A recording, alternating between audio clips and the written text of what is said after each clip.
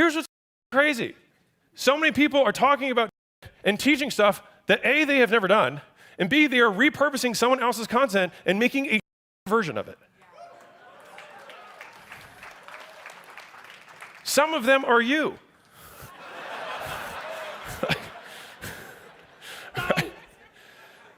And that's the thing is like when you start talking the theoretical and trying to teach something, it's how to rather than how I, right? So if you do the thing, then you just talk about what you just did.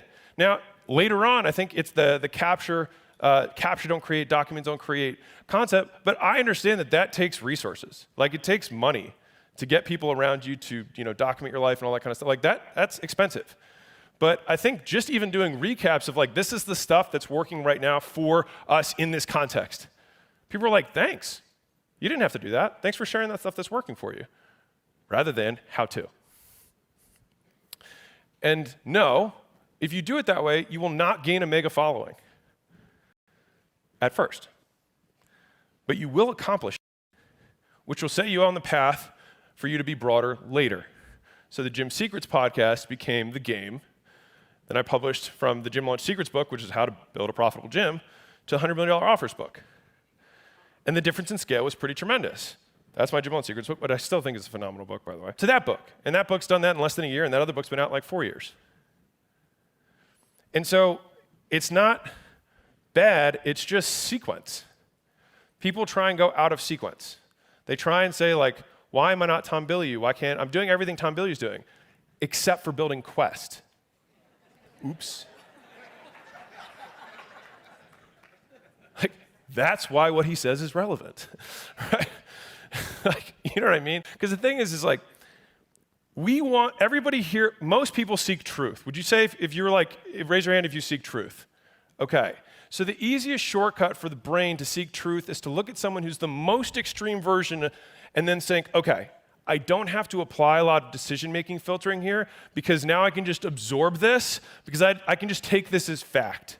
Because if Warren Buffett says this is how I should invest, I feel okay about that source. Even if he's like, save your money, spend less than you earn, dollar cost average into the S&P, and don't buy gold, right? Like, he says that stuff and you're like, okay. Now, the stay-at-home teacher who's been saving all of her money could say the exact same thing, but she just forgot to build Berkshire Hathaway.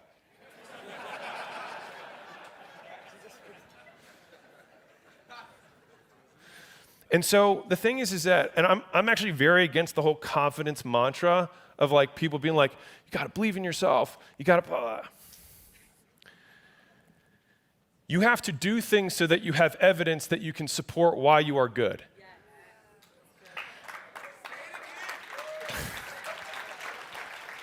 You guys are great. And this is like my favorite line from The Matrix. It's, I think, in the second or third, I can't remember which one it is, but Morpheus is up there and he's like, I feel truthfully unafraid, not because of the path that lies before me, but because of the path that lies behind me. And I think it gives a lot of spiritual strength that, because I got asked on an interview, they're like, how are you so certain? I was like, you talk about these things like with so much certainty. I was like, well, that's just how I've done it. Like, and it's that depth of experience and knowledge that like no one can question that we built those things.